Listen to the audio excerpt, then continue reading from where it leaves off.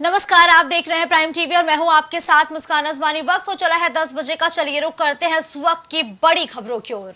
प्रदेश के महानगरों से अक्सर बच्चों के लिफ्ट में फंसने से लेकर हादसों की खबरें सामने आती हैं और कई बार तो बिजली चले जाने पर लिफ्ट के अचानक बंद होने के कारण काफी देर तक लोगों के फंसे होने के मामले भी लगातार सामने आ चुके हैं। ऐसे में यूपी में इस तरीके की दुर्घटनाओं पर रोक लगाने के लिए प्रभावी पहल की जा रही है और लिफ्ट से संबंधित हादसों में लोगों को किसी तरीके का नुकसान नहीं पहुंचे, इसके लिए यूपी सरकार अब कठोर कानून लागू करने की तैयारी में है। जहां ऊर्जा विभाग ने UP lift and escalator act का प्रारूप तैयार कर लिया है। बताया जा रहा है कि इसमें प्रावधान किया गया है कि बिना रजिस्ट्रेशन के कोई भी यूपी में आने वाले समय में लिफ्ट नहीं लगा सकेगा। इसके साथ लिफ्ट या एक्सकेलेटर से हादसा होने पर 1 लाख रुपए जुर्माना और 3 महीने की सजा या दोनों का ही प्रावधान किया गया है। तो लगातार लिफ्ट में लोगों के फंसे होने की जो तस्वीरें हैं वो सामने आती है, बच्चों के फंसे होने की तस्वीरें सामने आती है। कुछ ऐसी ही तस्वीरें लगातार आप प्राइम टीवी की टेलीविजन स्क्रीन पर देख पा रहे होंगे, जहां लिफ्ट में लोगों के फंसे होने के कारण कई बार दुर्घटना की स्थिति भी पैदा होती है। गाजियाबाद, लखनऊ और नोएडा से अक्सर ऐसी तस्वीरें देखने को मिल जाती है, जहां कहीं बच्चा तो कहीं महिलाएं और कहीं दोनों ही तबके लिफ्ट में फंस जाते हैं और लिफ्ट में फंसने के लिए लगातार लापरवाहियां भी देखने को मिलती है। कभी बिजली चली जाने की वजह से लिफ्ट फंस जाती है, कभी कोई तकनीकी खराबी की वजह से। लेकिन अब लिफ्ट फंसने पर भी यूपी सरकार एक कानून लाने की तैयारी में है। अगले सत्र में कानून बनाने की तैयारी में यूपी सरकार जुट चुकी है, ताकि लिफ्ट में जो भी लगातार हादसे या बच्चों के फंसने की तस्वीरें और खबरें सामने आती है वो दोबारा सामने ना आ सके और लिफ्ट से होने वाले हादसों पर अब कठोर से कठोर कानून बनाया जाएगा। रितेश इस खबर पर ज्यादा जानकारी के लिए हमारे साथ जुड़ चुके हैं। रितेश, देखिए, लिफ्ट में लगातार हादसे की और बच्चों के फंसे होने की तस्वीरें देखने को मिलती हैं। ऐसे में अगले सत्र तक एक कठोर कानून तैयार किया जाएगा ताकि लिफ्ट में जो हादसे हैं वो ना हो सके। इसके लिए किस तरीके से रोड मैप या मसौदा यूं कहे कि तैयार किया जा रहा है? देखिए मुस्कान, ये अहम बात है कि जिस तरीके से लखनऊ हो या गाजियाबाद हो, नोएडा हो, तो सभी जगहों पर लिफ्टों में जो फंसने का सिलसिला था वो बदस्तूर जारी था। प्राइम टीवी ने इसे प्रमुखता से उठाया था। कहीं भी लिफ्ट फंसती थी तो सबसे पहले प्राइम टीवी इस खबर को ब्रेक करता था और संबंधित अधिकारियों तक पहुंचाने का काम करता था। ऐसे में अब ऊर्जा विभाग सख्त हुआ है। ऊर्जा विभाग के जो महेश गुप्ता है सचिव, उन्होंने जो है एक प्रस्ताव रखा है। प्रस्ताव के बाद में अब इस पर विद्युत सुरक्षा निदेशालय की एनओसी यानी रजिस्ट्रेशन कराना होगा विद्युत सुरक्षा निदेशालय के द्वारा। उसके बाद ही किसी लिफ्ट का रजिस्ट्रेशन होने के बाद ही वो लगाया जा सकेगा। ऐसे में हादसे जो हुआ करते थे वो हादसे लखनऊ से अछूते नहीं है, क्योंकि लखनऊ में बने लखनऊ विकास प्राधिकरण के द्वारा जो अपार्टमेंट्स बनाए गए हैं उन अपार्टमेंट्स में जो लिफ्ट लगाई गई है वो लिफ्ट कहीं ना कहीं हमेशा वो एक भ्रष्टाचार की भेंट चढ़ी हुई पर बनाई गई है। तो जहां पर लिफ्टें अचानक फंसती हैं, कई बार प्राइम टीवी पे आपने देखा होगा और हमारे टीवी स्क्रीन पे भी लोग देख रहे हैं कि लखनऊ के सृष्टि अपार्टमेंट में, स्मृति अपार्टमेंट में, जनेश्वर में अभी हाल ही में एक बच्ची फंसी थी। वो काफी देर तक फंसी रही उसमें, जिस पर बहुत ही ज्यादा संज्ञान मुख्यमंत्री ने भी लिया। तो ऐसी समस्याओं को लेकर के एक एक्ट बनाया जा रहा है। इस एक्ट के तहत 1 लाख रुपए तक का जुर्माना भी बताया जा रहा है और 3 महीने की सजा। ऐसे में जो रख रखाव करने वाली कंपनियां हैं, यानी जो वाणिज्यकर जहां पर भवन है या मल्टीप्लेक्स कॉम्प्लेक्स है जहां पर लिफ्ट लगाई जाएंगे, वहां पर प्रशिक्षित ऑपरेटर की तैनाती की जाएगी। विद्युत सुरक्षा निदेशालय से रजिस्ट्रेशन के बाद ही ये लिफ्ट लगाया जा सकेगा। ऐसे में सरकार सख्त हुई है। आने वाले शीतकालीन सत्र में जब विधानमंडल का सत्र होगा उसमें प्रस्ताव रखा जाएगा। कैबिनेट को मंजूरी मिलने के बाद बजट जब सत्र चलेगा, सत्र में इसको मंजूरी मिल सकती है। ठीक है रितेश, देखिए, एक मसौदा लगातार तैयार किया जा रहा है ताकि अगर कोई भी हादसा होता है लिफ्ट के अंदर तो किस तरीके से जुर्माना लगेगा या सजा का भी प्रावधान जो इस एक्ट में लागू किया जा सकता है। लेकिन इसका जो मसौदा है ये बनाने की जिम्मेदारी किस विभाग को दी गई है और जिस विभाग को दी गई है कितने लोग उस ग्रुप में बताए गए हैं? देखिए, अभी ये जो जानकारी मिली है ऊर्जा विभाग के द्वारा इसका जो है शुभारंभ किया जा रहा है और ये काफी पहले किया जाना चाहिए था। हालांकि कुछ राज्यों में है, जैसे दिल्ली हरियाणा की बात की जाए, असम की बात की जाए, तो वहां पर ये एक्ट लागू है। लेकिन उत्तर प्रदेश में जो एक्ट लागू हो रहा है वो और राज्यों से इसका थोड़ा कानून सख्त होगा। अगर कानून सख्त होगा तभी ये लिफ्टों में जो सिलसिला है ये कहीं ना कहीं थमेगा। हमारे साथ कुछ लोग मौजूद हैं जो लिफ्ट में फंसे हुए हैं। लखनऊ विकास प्राधिकरण के द्वारा बनाए गए सृष्टि अपार्टमेंट के लोग हैं। ये लिफ्ट में कई बार फंस चुके हैं, बुजुर्ग हैं। हम एक बार उनसे बात करेंगे कि किस तरीके से आप लिफ्ट में आते, कौन से फ्लोर पे रहते हैं और क्या समस्या है यहाँ पर आपकी देखने को? सबसे बड़ी समस्या तो ये है कि लिफ्ट अचानक चलते चलते बंद हो जाती है और बीच में रुक जाती है जाकर के। अब ऐसे में प्रश्न उठता है कि कहाँ पर हम उतरे, नीचे जाएं या ऊपर जाएं। बटन को बार बार इधर से उधर दबाते हैं, कभी कोई रिस्पॉन्स मिलता है और कभी रिस्पॉन्स नहीं मिलता है। दूसरी समस्या सबसे बड़ी जो हम लोग फेस करते हैं वो ये है कि हमने तो बटन दबाया है लिफ्ट को नीचे बुलाने के लिए, लिफ्ट नीचे आई, दरवाजा खुला और इससे पहले कि हम लोग अंदर जाए दरवाजा बंद हो गया और लिफ्ट फिर ऊपर चली गई। तीसरी जो सबसे बड़ी प्रॉब्लम ये आती है कि लिफ्ट को बुलाते हैं, लिफ्ट आती नहीं। 2 बार दबाया बटन, 3 बार दबाया बटन, लिफ्ट आई और आकर के बीच में खड़ी हो गई। आप कितनी बार लिफ्ट में फंस चुके हैं? 3 बार। 3 बार फंस चुके। कितने कितने समय के लिए, कितनी देर के लिए? देरी तो ज्यादा नहीं लगी, देरी एक ही बार ज्यादा लगी, करीब 4-5 मिनट लगा है और फिर हमने खटखटाया है, उस समय चिल्लाए हैं हम। हो सकता है किसी ने सुना हो, ऊपर कहीं दबाया हो तो उसके रिस्पॉन्स में बजाय हमारे फ्लैट से रुकने के बाद ये लिफ्ट ऊपर चली गई। लेकिन 2 बार में ऐसा हुआ है कि हम ही ने उसको ऑपरेट किया है, बार दोबारा जहाँ जाना था वहां का ना दबा करके, जहाँ से हम आ रहे थे वहां का बटन दबाया और फिर जहाँ जाना था वहां का बटन दबाया तो लिफ्ट नीचे कर गई। तो मुस्कान देखिए, ये बुजुर्ग है, फंसे थे, और भी लोग हैं यहाँ पर संदीप जो लिफ्ट में फंस चुके हैं, उनसे भी जानते हैं कि आखिर कितनी बार आप उसमें फंसे हैं, कौन सा ब्लॉक में रहते हैं, कौन सा अपार्टमेंट है ये? मैं 60 अपार्टमेंट में रहता हूँ और ई ब्लॉक में रहता हूँ। 703 फ्लैट नंबर है मेरा एक्सपीरियंस भी काफी बुरा रहा है लिफ्टों को लेकर। कम से कम 4 से 5 बार फंस चुका हूँ। 2 बार तो मैं अपने छोटा बच्चा है मेरा, उसके साथ फंस चुका हूँ और कम से कम 5-5 7 मिनट तक फंस चुके हैं। ना लाइट जनरेटर यहाँ पे ऑन होता है, ना ही इसके लिफ्ट के अंदर जो एक बैटरी बैकअप होता है जो कि किसी फ्लोर पे खोलने के लिए होता है, ना वो सही से काम करता है। उस वजह से अगर लाइट चली गई है तो लिफ्ट आपकी बंद हो जाएगी, अंदर अंधेरा हो जाएगा। कभी 4 मिनट, कभी 5 मिनट, कभी 7-7 8-8 मिनट लग जाता है वापस ऑन होने में।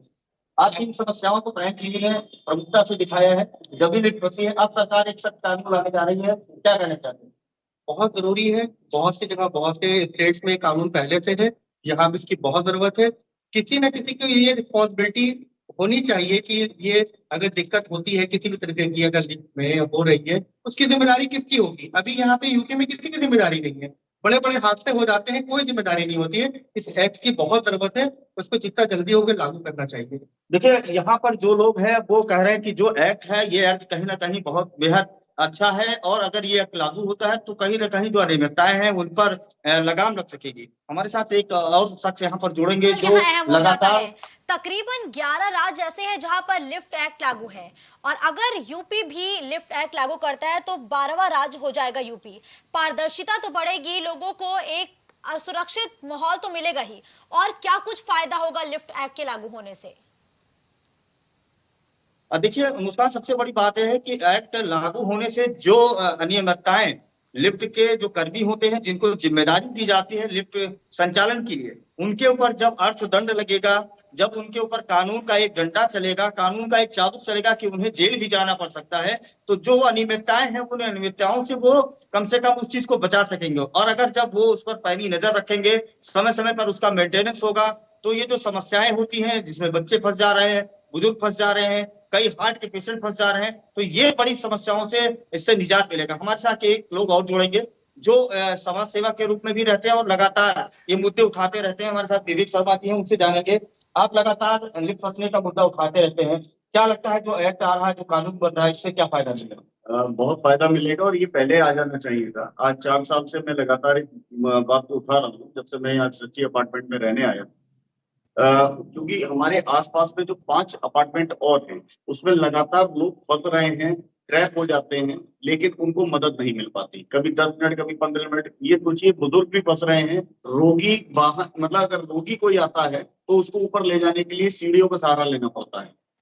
तो मैं इसका तो बहुत मतलब बड़े हम लोग खुश हैं कि अगर ये एक्ट जल्द से जल्द लागू हो जाए तो बहुत कुछ राहत मिलने की संभावना है। और जो ये भ्रष्टाचार हो रहा है, तो ये आपके अपार्टमेंटों में जो भ्रष्टाचार किया गया है, और खास तौर से ये लखनऊ विकास प्राधिकरण के जो अपार्टमेंटों में जो ये भ्रष्टाचार हुआ है लिफ्ट लगाने में, जो खटारा लिफ्ट लगा दी गई है, जिनका देखरेख भी, मेंटेनेंस भी ढंग से नहीं किया जाता है, इस पर लगाम लगेगी। देखिए मुस्कान, सबसे बड़ी बात है कि जो रख रखाव है मेंटेनेंस है, उसमें कहीं ना कहीं अनियमितताएं हैं पूरे उत्तर प्रदेश में, जिसको लेकर के मुख्यमंत्री योगी आदित्यनाथ सख्त हुए हैं और इस पर अब सख्त कानून बनाया जा सकता है। जब कैबिनेट में इसकी चर्चा होगी और शीतकालीन सत्र में इस बात को रखा जाएगा, उसके बाद एक्ट लागू होगा, तो फिर कहीं ना कहीं समस्या से निजात मिल पाएगी। रितेश, एक आखिरी सवाल आपसे ये रहेगा कि देखिए महाराष्ट्र में 1939 से ही ये जो कानून है ये लागू हो चुका है, यूपी में तो अभी तक ये लागू नहीं हो पाया है। आखिर अभी तक लागू नहीं होने के पीछे की वजह क्या मानी जाए, इतना लंबा समय क्यों लग गया? बिल्कुल, बहुत महत्वपूर्ण सवाल आपने किया है और इस सवाल का जवाब ये है कि अभी तक इस लिफ्ट में फंसे होने का जो समाचार था, जो प्रकाशन था, वो लोगों तक नहीं पहुंच पाता था। अब ये जागरूकता आई है, लिफ्ट में फंसने से लोग ये चीजों को दबा ले जाते थे, कहीं ना कहीं ये अखबार की सुर्खियां नहीं बन पाती थी। अब योगी 2 की सरकार बनी है तो उत्तर प्रदेश के मुख्यमंत्री योगी आदित्यनाथ के पास तक जब कोई बात पहुंचती है तो वो उस पर कार्रवाई करते हैं। लगातार प्राइम टीवी ने लिफ्ट में फंसे होने का मामला दिखाया है, इसको उजागर किया है, जिस पर उत्तर प्रदेश के मुख्यमंत्री, अब आप देख सकते हैं, ऊर्जा विभाग पूरी तरीके से सजगता से अब इस मामले को उच्च स्तरीय लिया है और इस पर अब एक्ट भी लागू हो सके। ठीक है रितेश, देखिए नेशनल बिल्डिंग कोड 2016 के मुताबिक 15 मीटर से ज्यादा ऊंचाई वाली इमारत के लिए लिफ्ट लगाना जरूरी है और 30 मीटर से ऊंची बिल्डिंग के लिए स्ट्रेचर लिफ्ट भी जरूरी बताई गई है। अगर हम लखनऊ के अपार्टमेंट्स की बात करें तो क्या ये जो नियम है ये लागू होते हुए नजर आते हैं क्या? देखिए, बिल्कुल आपने सही कहा। अभी ऐसे कई भवन हैं, कई ऐसे अपार्टमेंट्स हैं और जहां पर ये व्यवस्थाएं नहीं है, क्योंकि इसमें कहीं ना कहीं एक धन का खर्च होता है जिसको लेकर के लोग कहीं अपना पीछे पीछे हटने की कोशिश करते हैं। लेकिन अब ये जो एक्ट लागू हो रहा है, इस एक्ट के लागू होने के बाद रजिस्ट्रेशन करवाना अनिवार्य हो जाएगा। रही बात जो बड़ी बड़ी भवन है, यहाँ पे जिस तरीके से लखनऊ के अपार्टमेंट्स की बात की जाए, जो लखनऊ विकास प्राधिकरण के द्वारा बनाए गए हैं, वो करीब 17 महिला ऊंचे बने हुए हैं, 15 महिला बिल्डिंग बनी हुई है। तो वहां पर जब लिफ्टें फंसती हैं तो लोगों का आना जाना दुभर हो जाता है। ऐसे में जो कंपनियां काम करती हैं वो मनमाने तरीके से काम करती है, जिसको लेकर के अब उत्तर प्रदेश का जो ये सरकार है वो सख्त हो रही है और उस पर जब कानून आएगा तो कहीं ना कहीं इन कंपनियों के पसीने छूटेंगे और फिर समस्या को निजात दिलाने में ये कंपनी काम कर सकेगी। बिल्कुल ठीक है, धन्यवाद रितेश उस खबर पर हमारे साथ जुड़ते हुए तमाम जानकारियां हमारे दर्शकों तक पहुंचाने के लिए।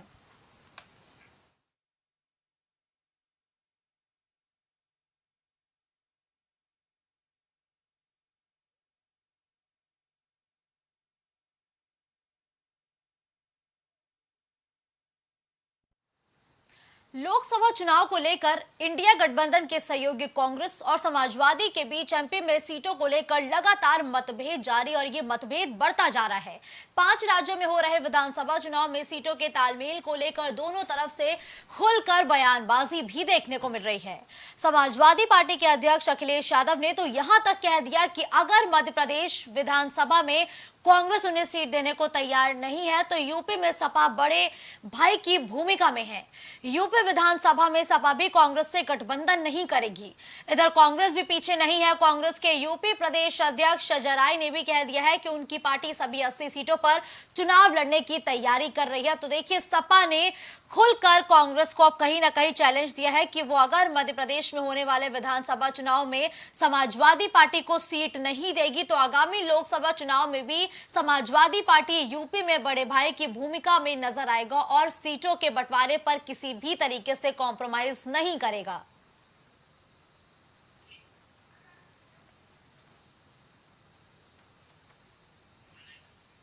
फोन लाइन पर विवेक हमारे साथ जुड़ चुके हैं। विवेक, देखिए मध्य प्रदेश विधानसभा चुनाव में ने आईएनडीआईए गठबंधन की रार को एक बार फिर से खुले तौर पर दिखा दिया है। समाजवादी पार्टी की तरफ से ये कहा गया है कि अगर मध्य प्रदेश विधानसभा चुनाव में कांग्रेस उन्हें सीट नहीं देती है तो वो लोकसभा चुनाव में भी बड़े भाई की भूमिका निभाएगी और सीटों में कॉम्प्रोमाइज नहीं करेगी।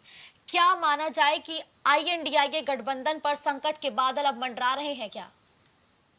जी बिल्कुल, अगर देखा जाए जिस तरीके से आईएनडीआई गठबंधन के बैनर के तले दोनों ही पार्टी, समाजवादी पार्टी और कांग्रेस पार्टी है। अगर बात करें तो मध्य प्रदेश विधानसभा चुनाव में जहां एक तरफ भारतीय जनता पार्टी और कांग्रेस के बीच खींचतान दिख रही है, तो वहीं कांग्रेस की सरदर्दी कहीं न कहीं समाजवादी पार्टी के द्वारा घोषित किए गए कुछ सीटों पर प्रत्याशी अभी बढ़ा रहा है। जिस तरीके से सपा ने प्रत्याशी घोषित किया है 9 सीटों पर और उनमें से 4 सीटों पर कांग्रेस ने भी प्रत्याशी घोषित कर दिए हैं। समाजवादी पार्टी के राष्ट्रीय अध्यक्ष अखिलेश यादव ने पहले ही कहा था कि उत्तर प्रदेश में समाजवादी पार्टी की स्थिति इस प्रकार की है कि वो सीटें देने की स्थिति में दिखाई देते हैं, ना कि सीटें मांगने की स्थिति में दिखाई देते हैं। ऐसे में ये बड़ा बयान है कि उत्तर प्रदेश में 80 सीटों पर समाजवादी पार्टी कहीं से भी झुकने को तैयार नहीं है और कहीं ना कहीं एक मनोवैज्ञानिक दबाव कांग्रेस को बनाने के लिए वो मध्य प्रदेश का चुनाव भी लड़ रही है और 9 सीटों पर प्रत्याशी भी घोषित करती है। देखिए विवेक, मध्य प्रदेश विधानसभा चुनाव में खुलकर रार सामने आ रही है। गहमा गहमी जबरदस्त दोनों पार्टियों के बीच देखने को मिल रही है, लेकिन ये घाटे का सौदा किसके लिए साबित हो सकता है? देखिए, अगर बात की जाए तो कहीं ना कहीं मध्य प्रदेश में कांग्रेस को चपत लग सकती है, क्योंकि 9 सीटों पर समाजवादी पार्टी भले ही जीत न दर्ज कर पाए, लेकिन कहीं ना कहीं वोटों को काटने का सिलसिला इन 9 सीटों पर जारी रहेगा, जो कि कांग्रेस नहीं चाहती है। इसी तरीके से बागेश्वर धाम की सीट थी, वहां समाजवादी पार्टी ने अपने प्रत्याशी खड़े किए और कांग्रेस को सीट गंवानी पड़ी। तो अगर देखा जाए तो इसमें नुकसान कांग्रेस का है, लेकिन अभी भी समय है। अगर दोनों पार्टियों के जो हाईकमान है आपस में बातचीत करके बेहतर ढंग से इसको ऑर्गेनाइज करे तो कहीं ना कहीं इन चीजों को निपटाया जा सकता है। लेकिन अभी भी दोनों तरफ से यही बयान सुनने को आ रहा है कि दोनों ही पार्टियां 80 सीटों का लक्ष्य लेके उत्तर प्रदेश में चल रही। ठीक है, धन्यवाद विवेक इस खबर पर हमारे साथ जुड़ने के लिए।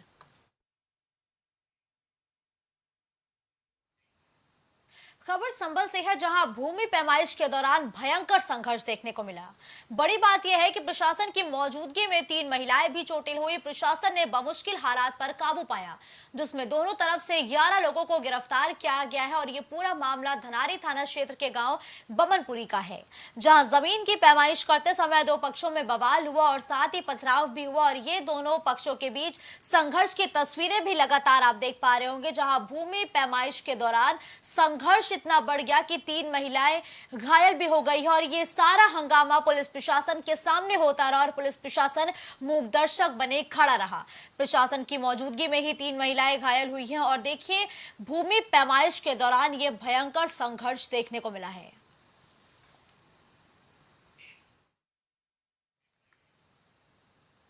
अगली खबर पीलीभीत से है, जहां माला रेंज में कई दिनों से एक बाघिन ने दहशत मचा रखी है। गांव जमुनिया के गन्ने के खेत में बाघिन होने की सूचना मिली और पिछले कई दिनों से पीलीभीत टाइगर रिजर्व और सामाजिक वानिकी के पशु चिकित्सा के माध्यम से रेस्क्यू करने की कोशिश की गई, लेकिन बाघिन को पकड़ने में सफलता हासिल नहीं हुई, जिसके बाद मंगलवार को सामाजिक वानिकी के अधिकारियों को खबर लगी कि बाघिन ने अपना डेरा गांव जमुनिया के पास से गन्ने के खेत में जमाया है। खबर मिलते ही सामाजिक वानिकी के उप निदेशक संजीव कुमार और पीलीभीत रेंजर अधिकारी पीयूष मोहन श्रीवास्तव के साथ गांव पहुंचकर बाघिन को रेस्क्यू किया है। तो देखिए, गन्ने के खेत में एक बाघिन ने अपना डेरा बनाया था, जिसके कारण आसपास के लोगों में दहशत का भी माहौल था। बाघिन के दहशत से इलाके के लोग काफी भय के माहौल में थे, लेकिन आखिरकार एक लंबे अरसे के बाद और एक लंबे जद्दोजहद के बाद आखिरकार बाघिन का रेस्क्यू किया गया है।